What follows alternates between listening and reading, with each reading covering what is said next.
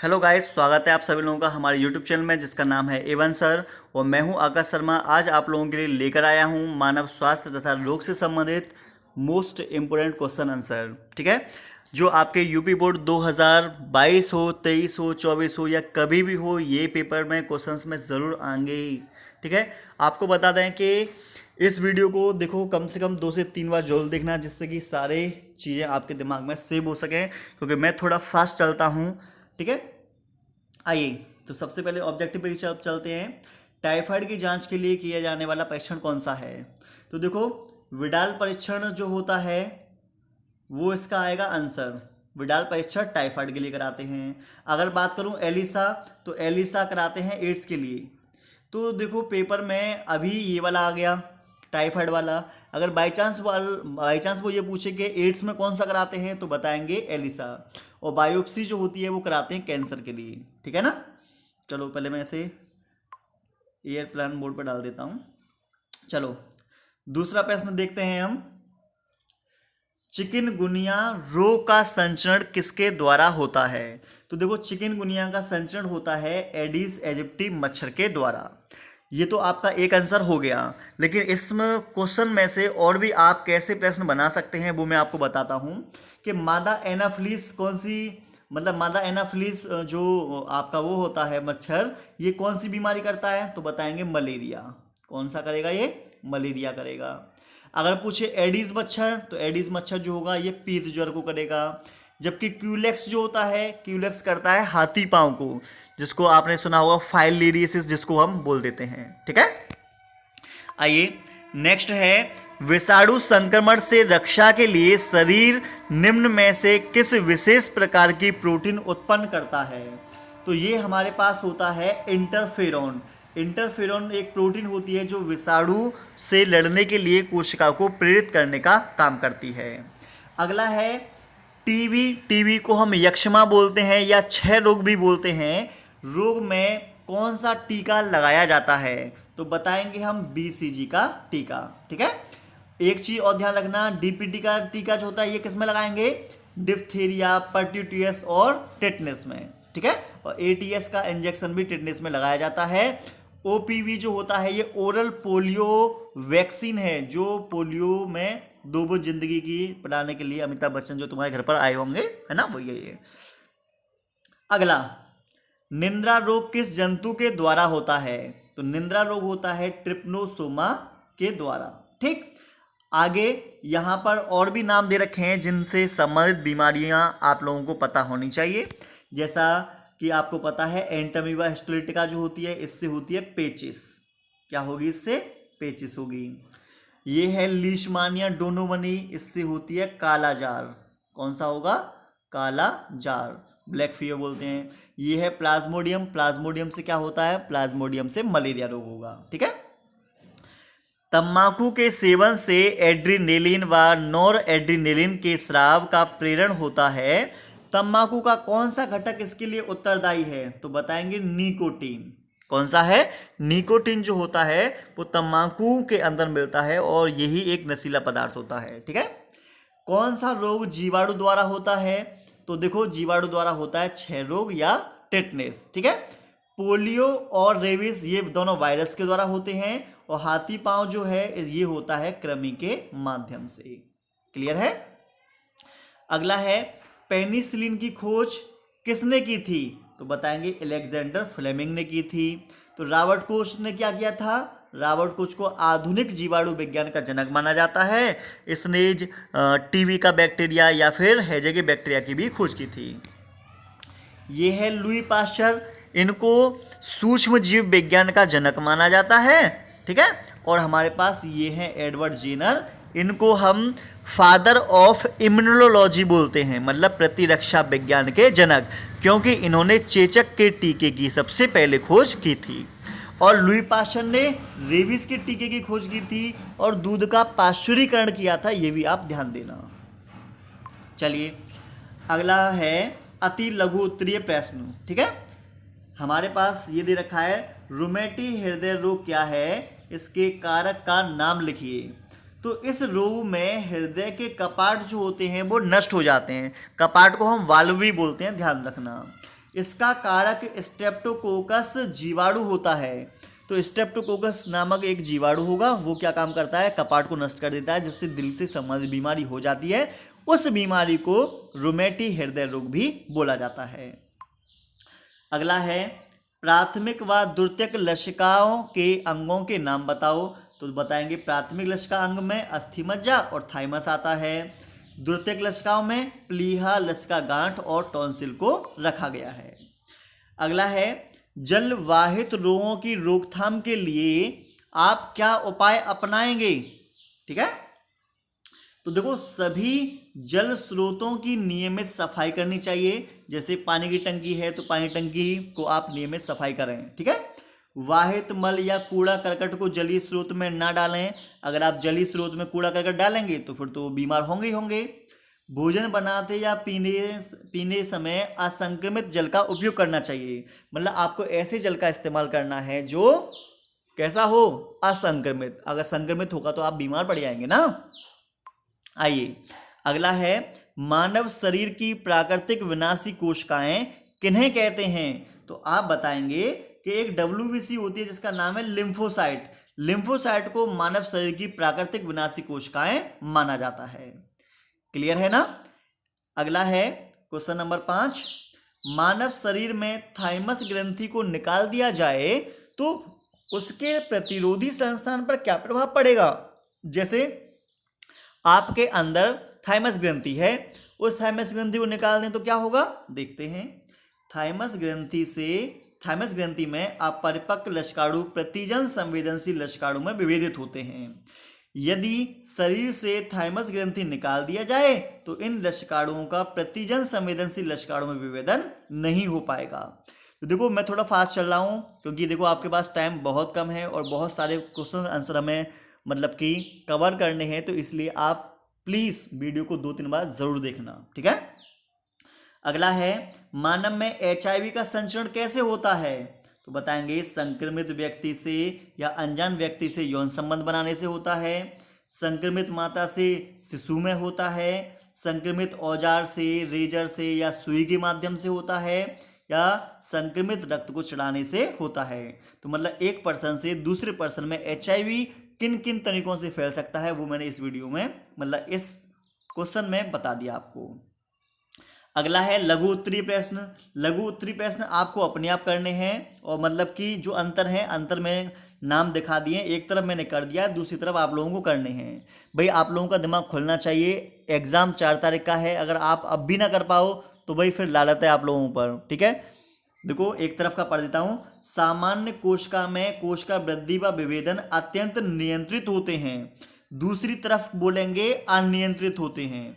जहां पर नियंत्रित दे रखा है वहां पर आप अनियंत्रित बोलेंगे। ठीक है, सामान्य कोशिका में सस्पर्श संदमन नामक गुण होता है जिसके द्वारा अंत कोशिका में इसका स्पर्श अनियंत्रित वृद्धि का संदमन करता है। ठीक है, यहाँ पर संदमन करता है, यहाँ पर संदमन नहीं कर पाता, जिसके कारण क्या बन जाता है, ट्यूमर बन जाता है।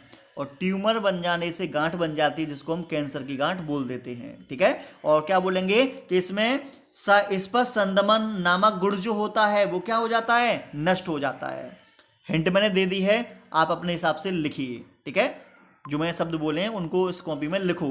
वीडियो को पॉज कर लिया करो, वीडियो को रोक लिया करो और जो बोला है कॉपी में लिख लेना। वैसे ही है सहज को जन्मजात और उपार्जित प्रतिरक्षा में अंतर बताइए। अच्छा है ये, तो देखो इसमें दे रखा है ये विशिष्ट होते हैं। क्या होते हैं, ये विशिष्ट होते हैं, तो ये लिखेंगे ये रोग विशिष्ट होते हैं। इसमें है ये जन्म से मौजूद होते हैं, तो आप इसमें लिखेंगे ये जन्म के बाद हमारे शरीर की रक्षा करते हैं। यह प्रतिरक्षा हमारे शरीर में वह कारकों के प्रवेश के सामने विभिन्न प्रकार के अवरोध खड़ा करने में सहायता करती है। ठीक है, जैसे शारीरिक अवरोध, कार्य की अवरोध, कोश की अवरोध। ठीक है, मानव में त्वचा, मुंह की लार, आंखों के आंसू रोग की वृद्धि को रोकते हैं। लेकिन ऐसा इसमें नहीं होता। इसमें जब कोई रोगाणु शरीर में आता है तो हमारा शरीर उसके लिए प्राथमिक अनुक्रिया करता है। ठीक है, और पहली बार में वो बीमार हो भी सकता है, लेकिन वही रोगाणु अगर शरीर में दोबारा आता है तो हमारा शरीर उसे पहचान लेता है और हमारा शरीर उच्च तीव्रता की द्वितीय क्रिया करता है, जिसके कारण हमारे शरीर की जो एंटीबॉडी होती हैं वो उस जीवाणु को या रोगाणु को मार देती हैं, जिससे हमारा शरीर सुरक्षित बच जाता है। जैसे चेचक रोग में, ठीक है, चेचक रोग जो होता है एक बार होने के बाद में सामान्यतः कम होता है, फिर वो होता नहीं है। आइए इसे देखते हैं। सक्रिय प्रतिरक्षा और निष्क्रिय प्रतिरक्षा में अंतर लिखो कि इन दोनों में क्या अंतर होगा। तो एक तरफ सक्रिय प्रतिरक्षा दे रखी है, दूसरी तरफ निष्क्रिय प्रतिरक्षा। अंतर देखेंगे बड़े प्यार से। जब व्यक्ति के शरीर में अपनी कोशिकाएं रोगाणु के प्रति प्रतिरक्षी पैदा करती हैं तो इसे सक्रिय प्रतिरक्षा कहते हैं। ठीक है, तो आप इधर क्या लिखोगे निष्क्रिय वाले में, जब बने बनाए प्रतिरक्षी को सीधे शरीर में प्रवेश करा दिया जाता है तो उसे निष्क्रिय प्रतिरक्षा कहते हैं। मैंने एक एक शब्द बोला है, कॉपी और कॉपी और पेन लेकर बैठो। जो मैंने बोला है उसे आप इस यहाँ पर जो खाली स्थान आपको दिखाई दे रहा है यहाँ पर भर लो। ठीक है, यह धीमी गति से होती है तो यहाँ पर लिखेंगे ये तीव्र गति से होती है। यह पूरे जीवन काल कार्य करती है, यहां पर लिखेंगे इसका प्रभाव कम समय के लिए होता है। ठीक है, एक चीज और ध्यान रखना कि ये हमारे शरीर पर विपरीत प्रभाव डाल सकती है। ठीक है, सॉरी, ये जो होगी हमारे शरीर पर साइड इफेक्ट कर सकती है, लेकिन ये जो होते हैं शरीर पर साइड इफेक्ट नहीं करते। ये है मानव में चेचक के प्रति प्रतिरक्षा। और यहाँ पर आप लिखेंगे जैसे कि टेटनेस वगैरह है या फिर अन्य प्रकार की जो बीमार हो जाते हैं ना तो इंजेक्शन जो लगाते हैं डॉक्टर्स लोग, वो ही है ये। आइए अगला प्रश्न हमारे सामने है, पेचिस जिसको अमीबियासिस बोलते हैं क्या है? इस रोग के परजीवी का नाम, रोग के लक्षण और चिकित्सा के उपाय लिखिए। अच्छा प्रश्न है। पेचिस होती है भाई एंट अमीबा हिस्टोलिटिका के कारण। तो कारण आपको पता चल गया कि पेचिस क्यों होती है किसी के शरीर में। लक्षण क्या होते हैं? पेट में दर्द होता है, कब्ज बनती है, ऐंठन होती है, अत्यधिक श्लेष्म निकलता है, रक्त के थक्के युक्त मल लक्षण प्रदर्शित होते हैं। और इस बीमारी को करने में सबसे ज़्यादा योगदान करती हैं मक्खियाँ, क्योंकि पेचिस जो होती है गर्मियों में ज़्यादा होती है, क्योंकि गर्मियों में मक्खियों की संख्या ज़्यादा होती है। कैसे रोक सकते हैं? खाद्य पदार्थों को मक्खियों से बचाना चाहिए। शौचालय तथा नालियों की सफाई, दूषित भोजन या जल का सेवन ना करें। अगर आप नहीं करते हैं इन सभी चीज़ों को तो ये बीमारी होने के चांसेस कम हैं। अगर हो जाती है तो कौन कौन सी गोली खानी है? एमेटिन, टेरामाइसिन, ओरोमाइसिन दवा प्रभावशाली हैं, इन दवाओं को आप खा सकते हैं। पेचिस में वैसे आपको बता दें ऑर्निडाजोल और जेनफ्लॉक्स ओजेड, ठीक है, मेट्रोनिडाजोल, ठीक है, लोप्रामाइड, इस तरीके की गोलियां और भी आती हैं जो आपको हेल्प कर सकती हैं। अगला मेरा प्रश्न है, फाइलेरिया को बोलते हैं हाथी पांव या एलिफेंटियासिस, ठीक है। अच्छा है प्रश्न ये वाला, पेपर में खूब पूछा जा रहा है 3-3 नंबर में। इसका वैज्ञानिक नाम होता है बुचेरेरिया ब्रैंकोफ्टी। तो पेपर में आएगा फाइलेरिया का वैज्ञानिक नाम क्या है। ये कृमि होता है, गोल कृमि होता है, ध्यान देना, ठीक है। यह कृमि लिम्फ वाहिकाएं एवं लिम्फ वाहिनियों में परजीवी के रूप में रहता है। तो पेपर में आ सकता है कि बुचेरेरिया कहाँ रहता है, तो बताएंगे लिम्फ वाहिकाओं में, है ना। और फील पांव रोग होता है, तो देखा आपने, हाथी पांव, फील पांव, फाइलेरिया, फाइलेरियसिस, बहुत सारे इसके नाम हैं, लेकिन आपको ये नाम पता होने से ज़रूरी है। संक्रमण कैसे होता है? क्यूलेक्स मच्छर के द्वारा बीमारी ये वाली फैलती है। लक्षण क्या है? शरीर में इनकी अधिक संख्या होने पर कपकपी के साथ ज्वर होता है, मानसिक मंदता आती है और सिर दर्द होता है, ठीक है ना। अगला है, जीवित अवस्था में खुजली पैदा करता है, हानिकारक उपापचय पदार्थ का संचय करता है। इसके फलस्वरूप लसिका वाहिकाओं की एंडोथीलियम उपकला कोशिकाएं विभाजित होकर वाहिनियों की गुहा को बंद कर देती हैं, जिससे लिवर, प्लीहा, अंडकोश तथा पैरों में सूजन आ जाती है। यहाँ पर आपको दिखाई दे रहे होंगे रोग के उपचार के रूप में हेट्राजिन, एंटीमनी, आर्सेनिक की यौगिक का आप उपयोग कर सकते हैं। अगर आपको बचना है इस बीमारी से या मलेरिया से, डेंगू से, चिकनगुनिया से, तो आपको क्या करना चाहिए? मच्छर के लार्वा और मच्छर को नष्ट कर देना चाहिए। मच्छर के काटने से बचाव के लिए ऑल आउट मच्छरदानी या फिर विभिन्न प्रकार की मच्छर को रोकने के लिए लोशन का प्रयोग करना चाहिए। ठीक है। अगला है हमारे पास क्वेश्चन नंबर 6। अच्छा है, ऐसा क्यों है कि जब कोई व्यक्ति अल्कोहल या ड्रग लेना शुरू कर देता है तो उस आदत से छुटकारा पाना कठिन होता है ना? आइए देखते हैं। ड्रग या अल्कोहल लाभकारी है, इसी सोच के कारण व्यक्ति बार बार लेता है। ड्रग अल्कोहल के प्रति लत मनोवैज्ञानिक आसक्ति होती है। मोस्ट इम्पोर्टेंट है, अच्छा है, आपके लाइफ को बनाने वाला है ये। ड्रग अल्कोहल के बार बार सेवन से शरीर में मौजूद ग्राहियों का सहन स्तर बढ़ जाता है, जिसके कारण अधिकाधिक मात्रा में ड्रग लेने की आदत पड़ जाती है। अच्छा प्रश्न है।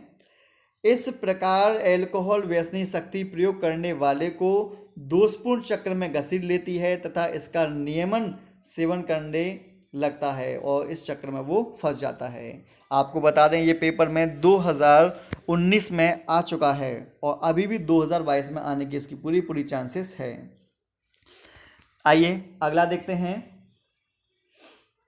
अल्कोहल ड्रग के द्वारा होने वाले कुप्रयोग के हानिकारक प्रभावों की सूची बनाइए। तो वो कौन कौन सी है? अल्कोहल के तात्कालिक प्रतिकूल प्रभाव अंधाधुंध व्यवहार, बर्बरता और हिंसा के रूप में व्यक्त होते हैं। मतलब कोई व्यक्ति दारू पी लेता है तो उल्टी सीधी बात करता है, गाली गलौज करता है, लड़ाई झगड़ा करता है ना?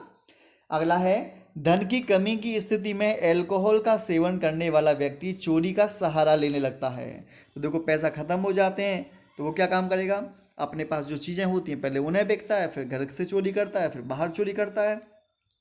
आइए अगला है, गर्भावस्था के दौरान ड्रग एवं अल्कोहल का प्रयोग करने पर प्रतिकूल प्रभाव पड़ता है। कि अगर कोई महिला प्रेग्नेंट है, अगर वो अल्कोहल का सेवन करती है तो उसके बच्चे पर गलत प्रभाव पड़ता है। 4th नंबर का पॉइंट है, पुरुषों और महिलाओं में शारीरिक लक्षणों में परिवर्तन होने लगते हैं। जो शरीर में लक्षण हैं वो थोड़े परिवर्तित हो जाते हैं। अगला है, जो व्यक्ति अंतःशिरा द्वारा ड्रग्स लेते हैं उनको एड्स और यकृत भी जैसे गंभीर संक्रमण होने की संभावना भी अधिक होती है। तो देखो ये दोनों बीमारी बहुत खतरनाक है, एड्स और हेपेटाइटिस बी। तो एक ही सुई से जब सब लोग ड्रग्स लेते हैं तब ये बीमारी होने की चांसेस बढ़ जाती है। लास्ट है, अत्यधिक मात्रा में लेने पर इन पदार्थों से श्वसन निष्क्रियता, हृदयघात, कोमा और मृत्यु भी हो सकती है। तो ये सभी वो कारण है जिसके कारण आप अल्कोहल लेते हैं तो आपके शरीर पर क्या क्या प्रभाव पड़ सकते हैं। तो ये वीडियो आप लोगों को कैसी लगी आप हमें कमेंट सेक्शन में बता सकते हैं। और अगर आप लोगों ने चैनल को सब्सक्राइब नहीं किया तो प्लीज़ कर लीजिए। यहाँ पर आपको फैक्ट से रिलेटेड, बायोलॉजी से रिलेटेड, ट्रेंडिंग टॉपिक से रिलेटेड, मोटिवेशन से रिलेटेड बहुत सारे वीडियोस मिलेंगे जो आपको बहुत हेल्प करेंगे। ठीक है। और आपको बता दें स्टडी टिप्स मेरे प्लेलिस्ट में है, आप उनको एग्ज़ाम से पहले ज़रूर देख कर जाना क्योंकि आपको बहुत ज़्यादा हेल्प करने वाली हैं। ठीक है ना। और मिलते हैं नेक्स्ट वीडियो में। आपके लिए देखो ये सीट जो हैं साफ साफ बता रहा हूँ क्लियर भाषा में, ये सीट एग्ज़ाम में ज़रूर आएंगी, यहाँ से क्वेश्चन ज़रूर आएंगे। तो इन्हें बिल्कुल भी स्किप करके मत देखना या फिर इन्हें ऐसे मत सोचना कि पढ़ लेंगे बाद में हो जाएगा। टालना मत, पढ़ के जाना।